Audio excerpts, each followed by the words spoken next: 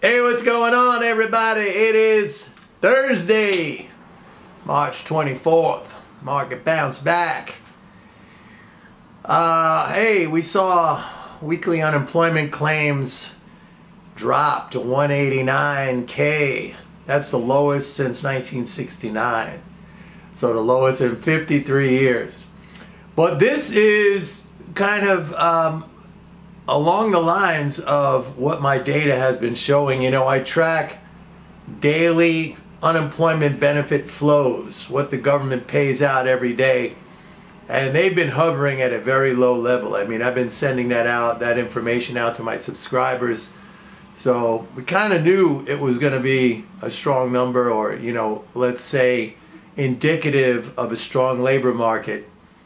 I mean, again, that just adds to the evidence that the economy is doing okay. I mean, we're not doing a 7% GDP growth rate like in the fourth quarter of last year, but we're not negative.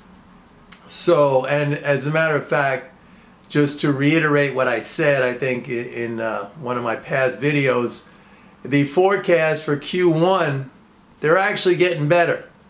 I mean, they started off pretty much like around 0. I think they got slightly negative for a while, then they were like 0.4, 0.5. I think now it's about up to 1.5%. And that's the Atlanta Fed's GDP Now forecast. But I saw, you know, private consensus forecasts are up around 2.5, 3%. So that is exactly in line with, you know, what I've been saying. If you look at the fiscal flows, actually the flows are really strong. I mean, right now in March, we're already over 500, we're like 521 billion for the month so far. And we still have, what, 6 business days left. And we're averaging about 25 billion a day. So that's another 125 billion. We're going to come in for March at 650 billion.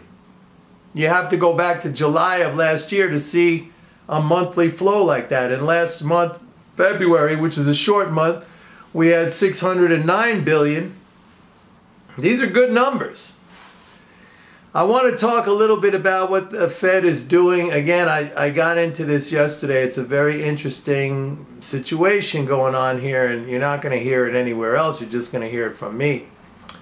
So the Fed, it earned last year about 111 billion. It turned over 108 billion to the Treasury, which it has to do. So on 9 trillion, what is that? I mean, you know, that's like a little over 1%, 100 billion. Let's call it 1.2% on, you know, what they're earning on their assets. And here's the thing. They have to pay interest on reserve balances, which are 4 trillion. And they have to pay interest on what's in the reverse repo facility. That's another 2 trillion. So there's 6 trillion in liabilities that the Fed has to pay interest on. 6 trillion, all right? Right now, they're paying what? Basically, it's about 0.3% if you look at the effective Fed funds rate. And if you look at the rate on the reverse repos at 0.3%, maybe it's 0.34%. Let's call it 0.3%. So that's 18 billion. No big deal, all right? But like I said, let's say they jack the rates up to 2.5%. Let's say they jack the rate up to 2%, the Fed funds rate, because they're all gung-ho now, like we're gonna jack. You know, if you listen to Bullard, hey, we're gonna really jack it up. And even Powell is like, yeah, there's nothing holding us back now, baby. We're going for it. If they go to 2%, right? That's on 6 trillion. That's 120 billion that they have to pay. They don't have that money. They only made 111 billion last year. They don't have that money. Remember, the Fed is responsible for paying interest on reserves. Now, that wasn't the case prior to 2008. prior to 2008, Treasury paid interest on reserves, and then Bernanke said, hey, can we do that? Can you give us that authority? And Congress said, okay, it's yours now, but it's one of those be careful what you wish for.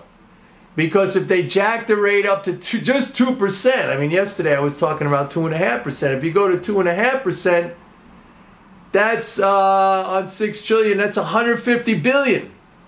They'd be like 40 billion in the hole.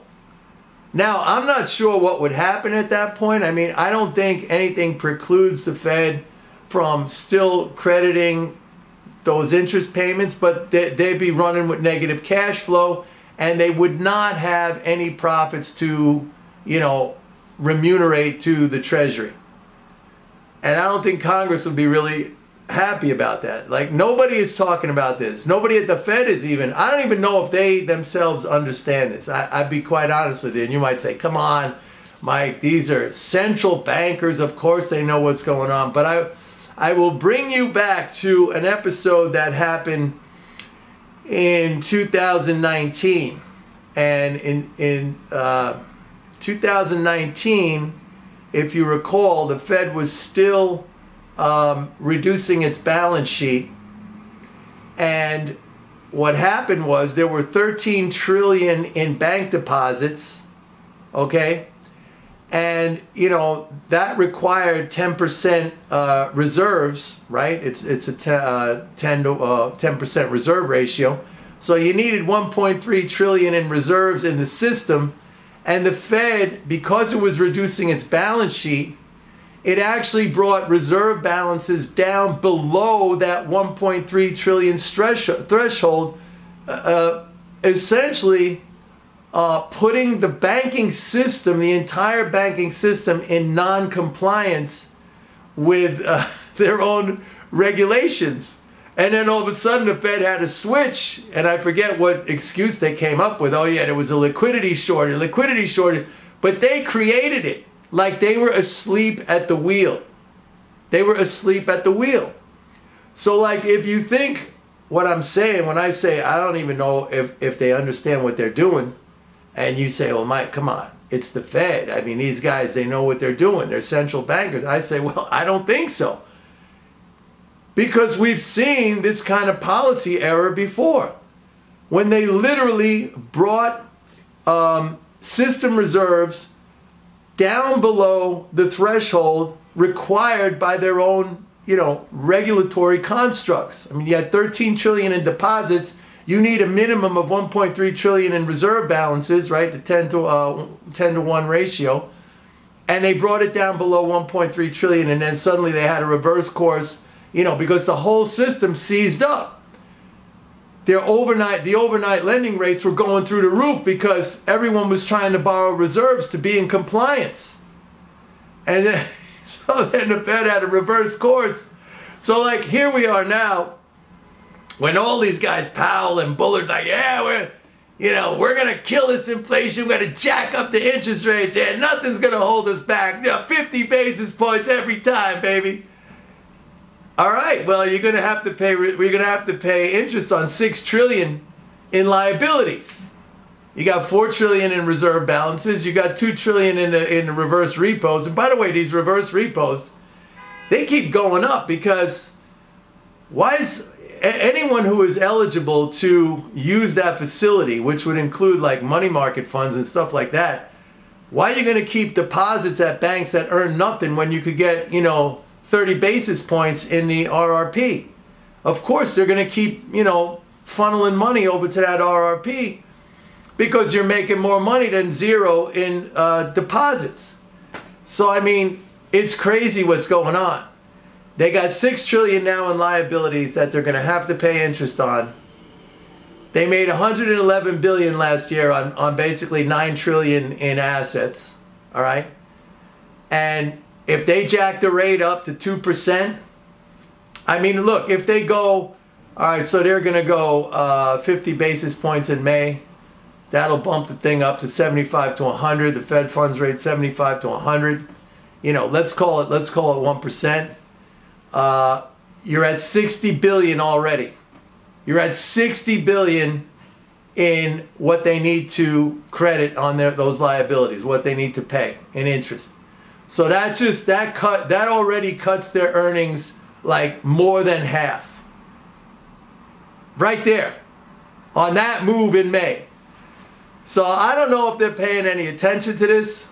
It's going to be very, very interesting. But for everyone out there who's thinking, oh, the rates are going to go through the roof, the Fed is just going to jack. I don't think they can. Frankly, I do not think they can. I mean, technically they can, because they're allowed to just, credit that interest. They're the Fed. It's the central bank, But when they're not handing that money over to Congress, to the Treasury every year, you better believe that Congress is going to haul Powell's ass up and ask him what the hell is going on. And he's going to have to say, well, we got negative cash flow. There's nothing we can give you. And what do you think those, senators and people in Congress are going to say? I mean, they're going to be furious, to say the least. They're going to say, what the hell are you guys doing? So it's a very interesting situation. I think there's an upper limit, but follow this. I mean, nobody else is telling you this. Nobody else is telling you this. Anyway, that's it for today, folks. As long as we don't have, I'll tell you one thing I'm worried about.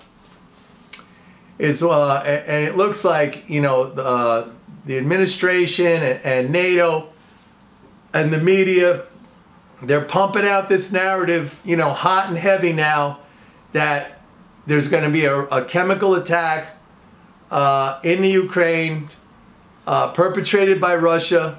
Of course, we know what this is. This is going to be one of these false flag operations to blame Russia and create a pretext for NATO involvement in the war. I'm really worried about that. I mean, all this other stuff, the Fed monetary, I mean, that's just fun to watch. That's like the Keystone Cops. You're waiting for a crack up because these guys are just completely incompetent.